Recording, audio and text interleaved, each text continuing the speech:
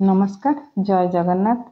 आगु को आसुची होली तो बहुत ही कम सामग्री रे घरोई जिनस बनवा गोटे स्पेशल मिठा ताहा भी बहुत ही जुसी सहित बहुत ही नरम पार्टी रे रखले जमती मिले जीव आपण माने ए होली रे ए कम खर्च रे एमती मिठा बने कि होली के निश्चिंत एंजॉय करंतु। आउ एमती मिठा बनया पे वीडियोटा प्रथम रु शेष जाए देखंतु तो आपण माने देखि पारथु केते नरम आ केते पूरा जुसी मिठा बनी के रेडी हेची। आपण भाबुथिबे एटा आमे खुआ किंबा छेना बिना यूज करके मिठाटा बनैचे। तो मिठाटी बहुत ही टेस्टी बनीथिला। स्वागत करछि देसी फूड कोर्ट ओडिसा को। तो मुझे नहीं गोटे गिना सुजी आपण जेकोसी मेजरमेंट रे आपण नहीं पारे माप हिसाब से गिना किंबा कप जेकोसी जिनस सेट करें। मुझे गोटे काच गिना नहीं तो जेहेतु मुझे कम बनैबी गोटे छोट काच गिना गिना सुजी नहीं। जदि आपंकर सरू सुजी होची आपण ग्राइंड करेंगे तो जेहेतु यहाँ टे मोटा सुजी अच्छी तो मुझे गोटे छोट ग्राइंडिंग जार नहीं तो ये सुजी एठी ऐड कर नहीं आपन को ग्राइंड करके जमती टिके सुजी सरू सुजी हुए टिके 2-3 थर घुरे नेले सुजीटा टिके पालिश हो माने चिकन हो तो आपण मिठा टिके भल बन परफेक्ट बन। तो सरू सुजी होते आपन ग्राइंड करने को पड़ोनी। तो मुझे गोटे मोटा करेई नहीं तो नॉन स्टिक करेई तो ये देसी घी गोटे चमच देती। तो जो गिनारे आपण सुजी नहीं सेम गिना जो माप नहीं मो सेम गिनारे 2 गिना क्षीर नहीं। तो आपण माप परफेक्ट रखु आपण मिठा बहुत ही बढ़िया सॉफ्ट और जुसी और नरम बन। तो ये आम ना बिना खुआ बिना छेना आम बनवा मिठा। तो ये गोटे पिंचट हम लुण देती जोटा कि मिठार बालांस हम। तो क्षीर को भलसे गोड़े नेबा। ये मु गुजराती छेचिकी 3टा गुजराती की मंजी की छेचिकी ये पकई। तो यहाँ गोटा गुजराती आप यूज कर भल फ्लेवर दब किना गुजराती गुंड अपेक्षा तो फुटा को देवा। देखिए क्षीर ये फुटीगला। तो ये जो आम सुजी ग्राइंड करके रखी तो अल्प अल्प पकई ने एकाथरे पड़ जाए तो गोटे गोलेला बहुत समय लगे तो बिंडा हो तो आप अल्प अल्प पकईक गैस हीट लो करके भलसे गोले ने। तो गैस हीट मीडियम रखिबेनि कि हाई रखिबेनि जल्दी क्षीर सुखीज आपन सुजीटा भलसे फुलबनी। तो जितेबाला क्षीर फुटीगला जब सुजी ऐड कर गैस हीट आप लो रखिए तो आपण सुजीटा भलसे जंती हम आपणकर मिठाटा बहुत ही नरम और सॉफ्ट बन। तो प्राय 3 ରୁ 4 मिनिट समय लगी देखिए कड़े छाड़ीगला तो गैस बंद करदे तो भलसे गोड़े ने आम सुजीटा को।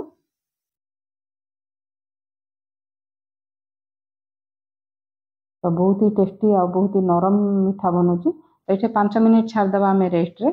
चलते आम सीरा बन ना। सीरा भी आपंकर एक्सट्रा सीरा बड़बनी परफेक्ट मापर जदि बनइबे जो गिनारे मो सुजी नहीं सेम गिनारे 2 गिना चीनी नहीं। तो आपणकर अधिका सीरा बंचबनी कि आपणकर माने कम पड़बनी सीरा 2 गिना चीनी को ये 2 गिना पानी ऐड कर नहीं। एठी गुजराती गुंड अल्प देची आपन चाहे केसर भी पकई पारे कलर पे ना फूड कलर भी टिके ऐड कर पारे। मु आज किछि ऐड करनी केवल घरोई सामग्री रे एई मिठाटी बनिबो ताहा भी बहुत ही टेस्टी।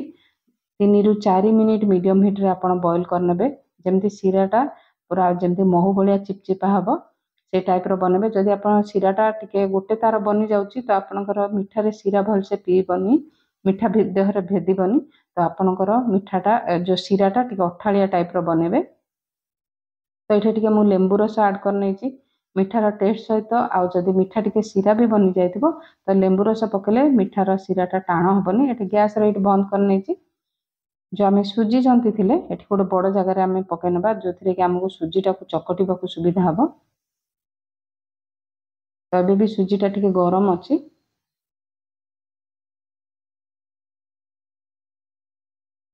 तो आपड़ सुजीटा को प्राय 5 ରୁ 6 मिनिट भलसे चिकन करी चकटी नेबे टिके टिके घी हाथ होकि चकटिले पूरा सॉफ्ट हम ना हाथ में लगिज। तो आपण भलसे ମାନେ ସୁଜିटा को चकटिले आमर जो बनैबा पिठा बहुत पालिश बनब चिकन बनइले मिठाटा बहुत बढ़िया बनब। तो देखिपे केते नरम होइछि आ एकदम छोट पिंच एठी खाइबा सोडा देइछि। तो आउ एठी मु यूज करछि 10 टंकिया गोटे अमूल पैकेट। तो मिठाटा बहुत ही टेस्टी बनब जेहेतु आम कौन खुआ छेना किसी आड करूने। तो गोटे पैकेट 10 टंकिया अमूल मु यूज करछि। तो सुजी सहित अमूल को भलसे चकटी नबा जिते बड़े हाथ में आपणकर लगी जाऊँगी तो आप मझे मझे घी हाथ होकर भलसे चकटी ने प्राय 5 ରୁ 6 मिनिट समय लगी चकटा। तो मिठा परफेक्ट बनब चकटे निश्चिंत भल भाव। तो हाथ ये मुझे धोई नहीं। तो जी बड़ साइज आप मिठा बनइबे से हिसाब से आप छोट गोल पोर्शन ने। तो ये मु गोल बनौनी तो आप चाहिए एमती गोल गोल भी बनई पारे। तो ये गोल बनइला मुझे सिलिंडर शेप देती। तो मिठा छोट बड़ आपण पसंद हिसाब से आप बनई पारे।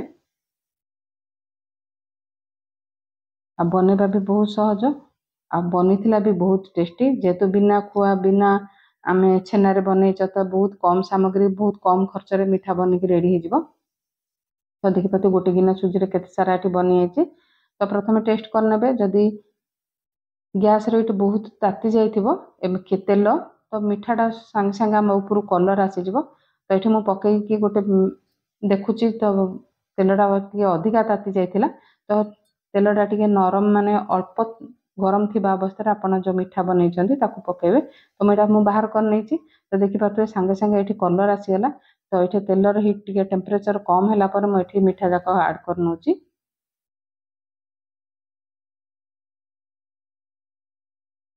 तो तेलर जी धर प्रथम से पकई ना।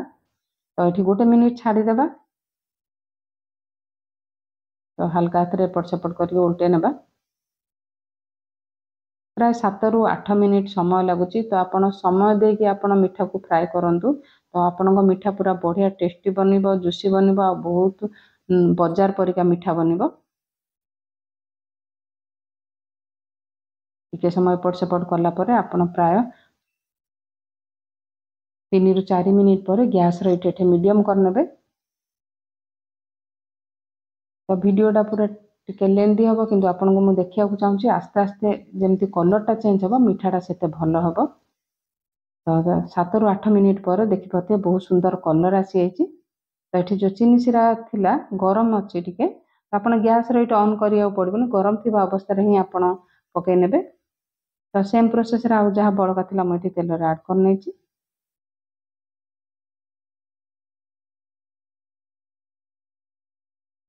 आ तेल भी देखिपे बहुत तेल भी लगुनि।